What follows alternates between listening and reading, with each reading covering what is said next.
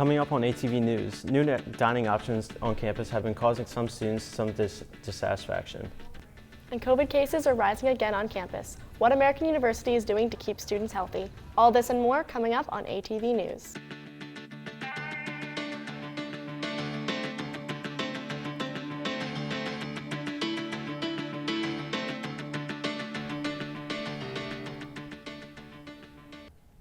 Welcome to ATV News. I'm Logan Cogdell. And I'm Lindsay Morin. Thanks for joining us. AU Dining made some recent changes to its on-campus dining options for students this summer, but many students say they aren't happy with one new location.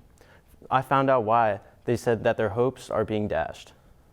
The newest addition to AU Dining has many students displeased, with some students experiencing wait times of over 30 minutes at the new Panera location in MGC. Time is horrible. It takes one of my friends said it took her 2 hours to get a sandwich. In between classes it takes forever, and then during dinner time it's over an hour. The current wait times have students like Ryan O'Connor thinking about faster alternatives to get their Panera. In the amount of time that it takes to get your food here, you could have gotten on the Wonk bus, go to Tenleytown, and then get Panera there. So I decided to put this theory to the test and hop in my car on campus and head into Tenleytown. And the results were closer than one might think. My trip into the Tenleytown Panera took 31 minutes, compared to my 40-minute wait at the American University location.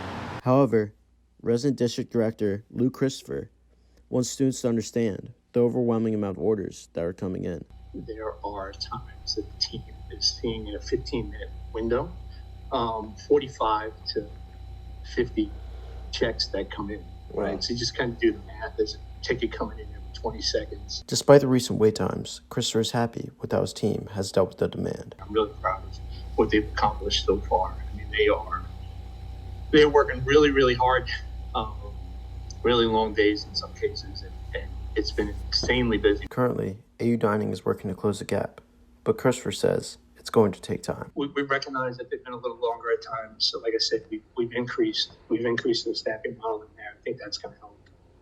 It is going to take a little bit of time for those new folks to get trained up. But while AU Dining adjusts to the high demand at the new location, it seems that students will have to be patient at Panera. Logan Cogdell, ATV News. Fall is here and COVID case numbers are rising on campus. Reporter Abigail Pushkin talked to students about what their concerns are and what AU is doing to support them. At American University, many students have noticed the increase in COVID cases across campus. Junior Sam Heinrich says that more than half of her class was out sick. Well, it does concern me. I had half of my class entirely knocked out this afternoon just by COVID cases. I feel like the school is not doing enough. Other students also say their friends both in their dorms and classes have been testing positive. The COVID-19 test vending machine in the Mary Graydon Center has been removed, making some students confused as to where they can access free testing. That's not really good for the student environment, the student body, that they can't get tested for free what they used to. American University offers the COVID-19 testing in the Butler Pavilion, Spring Valley Building, and the Washington College of Law. The Biden administration is offering free COVID-19 tests as well. The newest COVID-19 shot is also now being offered. Many pharmacies across Washington, D.C. have the updated vaccine. American University will also have the vaccine available by appointment during the flu shot clinics. Abigail Pushkin, ATV News. Each year, the U.S. News and World Report creates a ranking of the best colleges in the U.S. ATV's Becker investigates why AU's ranking dropped this year. Recent release of the annual U.S. News and World Report's Best Colleges list has completely revamped the landscape of college rankings, sparking a wave of skepticism that is cast doubt on the reliability of these rankings. The report has been considered the benchmark for evaluating the quality of higher education institutions in the United States. These rankings take into account factors such as academic reputation, faculty resources, student satisfaction, and financial resources to determine where universities stand in relation to one another. A shift in methodology has resulted in the drop of many schools, including our very own American University. American University's shared rank at 105, which is a significant plunge from its former spot at 72. Sarah Page, American University Junior, articulates what she thinks the school needs to do. I'm disappointed that American our ranking went down. I wish that the school would provide more resources. In addition to providing more resources for students, American University released a statement from President Sylvia Burwell citing, "Moving forward, we plan to enhance data transparency and information sharing about our progress and outcomes." Although that is a step in the right direction, there is questions on why the data has not been released in the past. Jordan Mahoney, Jr. at American University, discusses this further. Honestly, I think it's a little suspicious that suddenly the school is releasing all this data that tells us our rankings only because our rankings went down. I'm pretty interested to see what steps AU takes moving forward. Sylvie Anderson, Jr. at American University, feels that the rankings don't determine the quality of the school. I know why I chose to go to American University. It had nothing to do with the ranking, so to be honest, it doesn't really affect how I view the university. Due to all the noise surrounding these rankings, the question becomes if schools will continue to rely on these rankings over these changes. Lily Becker, ATV News. This time last week, a lot of people were preparing for the federal government to grind to a halt because Congress wouldn't pass a budget. Former House Speaker Kevin McCarthy managed to pass a continuing resolution that was confirmed by the Senate to keep the government open until November 17th, an outcome that many thought would not be possible. The resolution came with opposition from the Conservative Freedom Caucus, but nevertheless passed with bipartisan support. But it isn't quite over yet. Congress now needs to pass the annual budget before November 17th, or the country will face that government shutdown. This would affect funding throughout the government, including paying federal employees. Many AU students take the opportunity to work on the Hill in unique internships. For interns like Meg Norton, a government shutdown could also mean losing an internship experience. That is a big opportunity of networking and, getting that experience that's so valuable, like working in an office in that political environment. Yeah. They're missing out on that time, and that is one of the most valuable things from these internships. And the 45-day countdown begins as tensions rise in the Republican Party and Congress searches for a permanent solution. In an unprecedented vote, the House removed Kevin McCarthy from the Speaker seat on Tuesday, making him the first Speaker to be ousted from the position.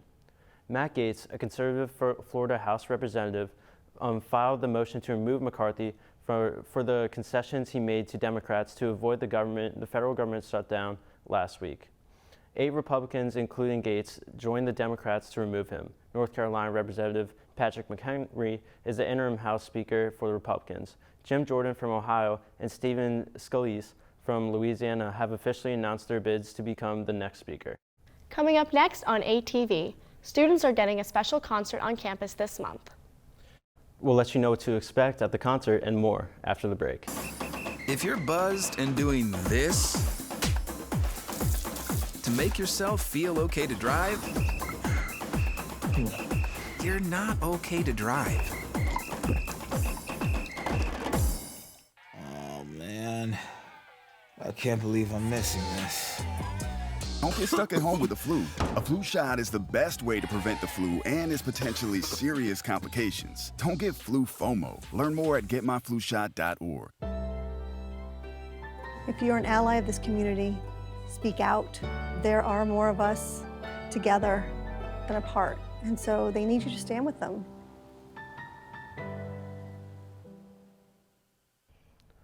Welcome back to ATV.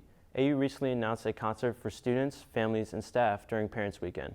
Reporter Jade Desmaret found out how AU was able to secure such a high-profile musician. Later this month, American University and Cogdell School of Business will present a concert headlined by Florida, the rapper and singer-songwriter. This event will take place at Bender Arena at 7 p.m. and is sold out. 2,950 tickets were available. One of our alumni said to us he would like to contribute money so that we could put on concerts in the fall. And he wanted to create an event where alumni would come and parents would come and the students would want to go. So he gave us this money, and so we decided to put on a concert. All of the tickets were claimed within roughly 25 minutes. Admissions were free for students, staff, and faculty. Tickets for family and alumni were available for $20. Sophomore Amelia Eisenman managed to snag a ticket. I am so excited. I didn't even think American would like hire someone so well known to perform. I was really surprised. However, most of the AU students didn't have tickets for the concert. Some of them prefer visiting their family for fall break, while others just aren't very interested. I don't know much about it.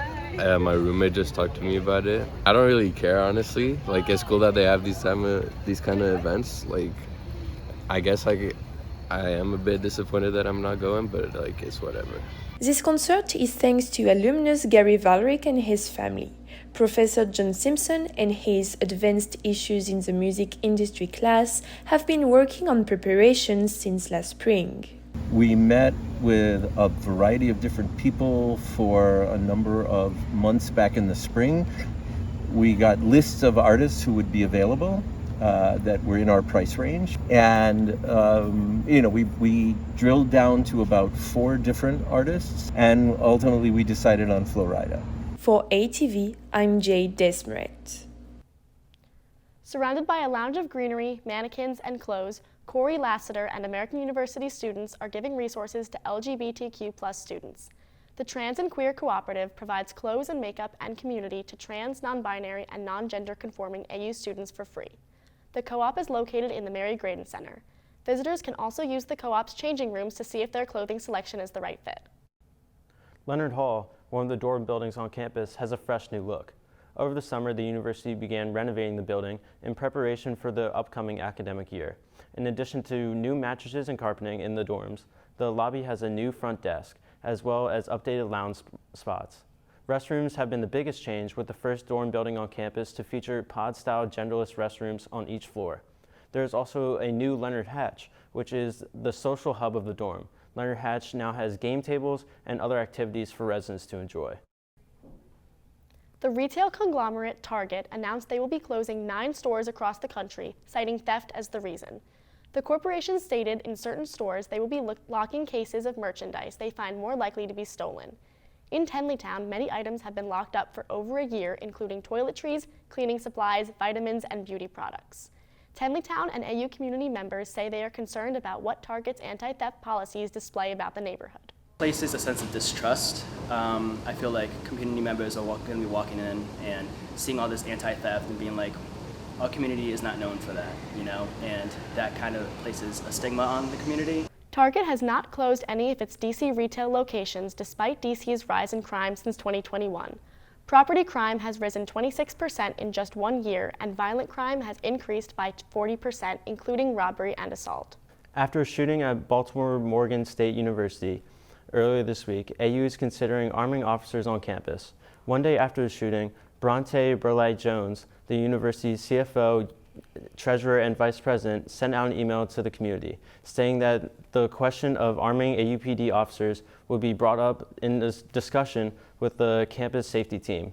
The email has already sparked some controversy and outspokenness by students on campus, with the majority of comments on an article posted by the Eagles' Instagram being against the idea. Burlight-Jones stated in an email, while no decision has been made, the Board of Trustees will be evaluating the campus's approach to safety in the coming year. Tenleytown is often a destination for students to grab their dinner, catch the metro, or even just get away from campus. But last week, Tenleytown came alive with art and music. Sam Makarczyk reports. Various AU groups participated in a community event called Art All Night earlier last week. The Art All Night festivities drew people of all ages to appreciate what AU and its students have to offer creatively. Part of this year's event included AU's Katzen Art Center. The building was open to the public after hours with performances from the student jazz combo. The Callahan family was excited to see and experience all kinds of art, with AU's participation in Art All Night. I think it's a good idea. I think it's also a very good combination. It's nice to have the music and the excellent art. The event has been around since 2011, creating an opportunity for communities across DC to celebrate culture and history through musical performances, art exhibitions, and more. AU students also ventured out into Tenleytown to showcase their unique talents. AU's a cappella group, Pitches Be Trippin', and the Singer-Songwriters Hub performed Saturday night to a bustling community eager to experience various music, performing, and visual arts.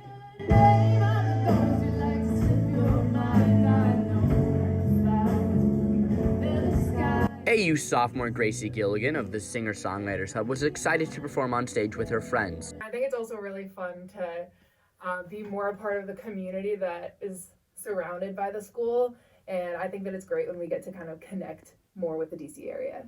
The real beauty, perhaps, of Art All Night is that it is an incredibly accessible opportunity for those to view and celebrate art without going all the way downtown to the National Mall. I think it's good, especially for like this neighborhood where there are a lot of other older people and they want to like see a lot of art, but then they don't want to go too far, so like coming here. For ATV News, I'm Sam Makarczyk. If you weren't able to make it to any of these performances, don't worry, because many AU arts groups will have showcases later in the semester. Now that students are fully moved in and the semester is almost halfway over, the AU student government is back in session. Riley Lippe reports. The American University student government is ready to fill some empty seats in their Senate. The fall election happened earlier this week with about 40 candidates hoping to win the open spots in the AUSG.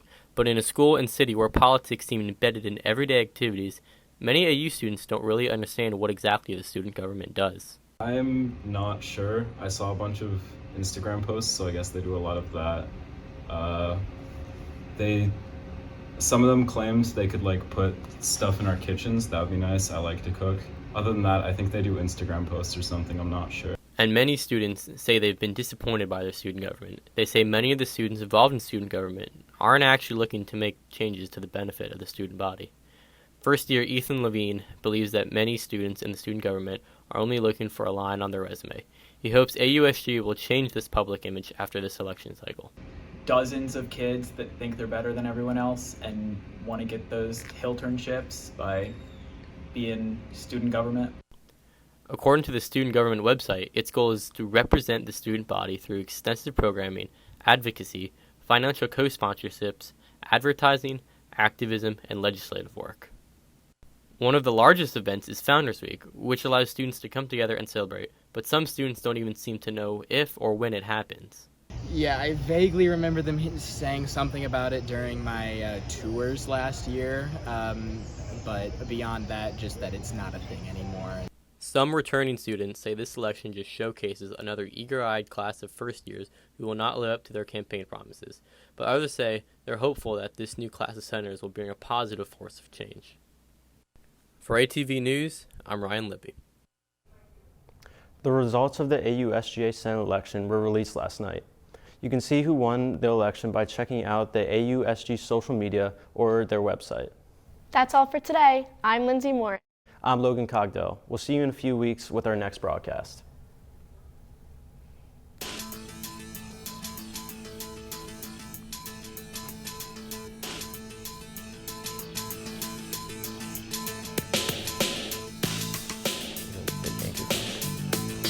Thank you.